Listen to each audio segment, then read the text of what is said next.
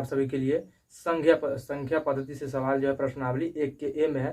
10th class की math जो है आप सभी के लिए भारती भवन के बुक से आप सभी को यहाँ पे पढ़ाने वाला है। क्या है तो संख्या पद्धति में जो है भाग एल्गोरिथम से जो कैसे सवाल बनते हैं आप सभी को यहाँ पे बताते हैं। पहला जो है b बराबर ए सी हो तो बी ए का मान जो गुणज होता है, ए सी हो तो बी ए का मान क्या होगा, तो ये इसका गुणज होता है। क्या होता है, गुणज होता है। दूसरा नंबर सवाल जो होता है, यदि भाग एल्गोरिथम से a बराबर बी क्यू प्लस आर हो और a बराबर 72 b बराबर 9 तो r बराबर क्या होगा। तो इसको हिंदी में लिखने के लिए आप सबके सूत्र जो होता है आप सब यहाँ पर दिखाते हैं कि r बराबर क्या होता है और b बराबर क्या होता है और q बराबर क्या होता है। तो यहाँ पर होता है पहले सूत्र जो होता है यानी भाज्य बराबर जो होता है भाजक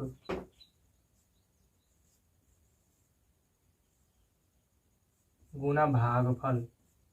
क्या होता है, भागफल प्लस में शेषफल, यहाँ पे शेष या शेषफल होता है। और भाज्य बराबर जो होता है यानी भाज्य बराबर ए होता है, भाज्य मतलब जो होता है ए होता है। उसके बाद बी जो होता है भाजक बराबर होता है, भाजक का मतलब जो होता है यहाँ पे बी लिखेंगे। उसके बाद गुना है तो गुना लिख देंगे। भागफल जो होता है क्यू होता है, भागफल को क्यू से लिखते हैं। उसके बाद शेषफल को जो है आर से लिखते हैं अंग्रेजी में।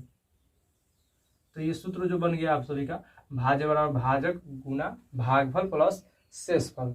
तो इस पे आप सभी का सवाल ये बन जाएगा। तो भाज्य जो है ए हो गया, यानी ए बराबर 72 दिया, ये 72 जो है क्या दिया, भाज्य दिया। उसके बाद बी जो है भाजक होगा, भाजक जो दिया 9 दिया।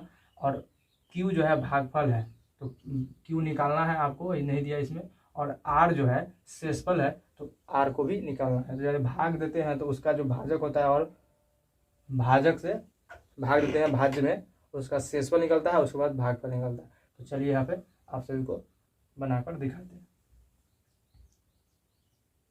तो क्वेश्चन यहाँ पे लिखेंगे ए, सूत्र लिखेंगे यहाँ पे ए बराबर बी क्यू प्लस आर, ए बराबर बी क्यू प्लस आर। ये सूत्र जो है यहाँ पे लिख दिए।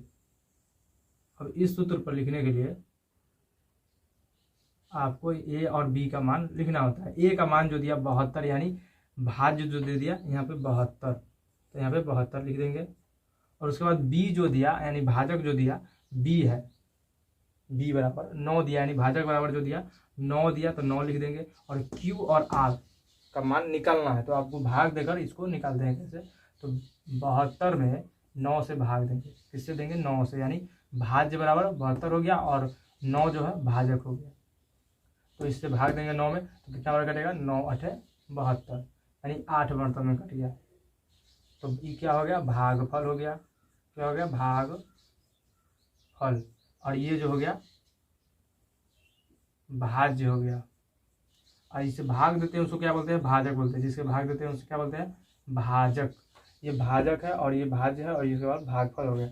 और 9 8 72 है तो 72 को यहाँ पर लिख के घटाएंगे तो क्या बचेगा, यहाँ पे 0 बचेगा। 0 बचेगा तो क्या हो जाएगा, शेष हो जाएगा। जो भी शेष बचे, 0 बचे 1 बचे कुछ भी बचे उसको लिखना है आपको यहाँ पे। तो शेष जो बचा यहाँ पे 0 बचा। कितना बचा, 0 बचा। तो उसी तरह जो यहाँ पे लिखा उसी को यहाँ पे फिट कर देंगे।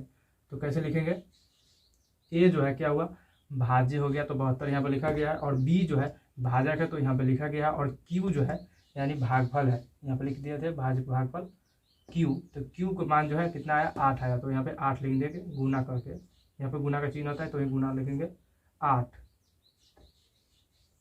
लिख दिया। प्लस जो है आर का मान जो दिया यानी शेष दिया 0, शेषफल जो आया 0 यानी यहाँ पे लिखेंगे शेषफल यानी आर।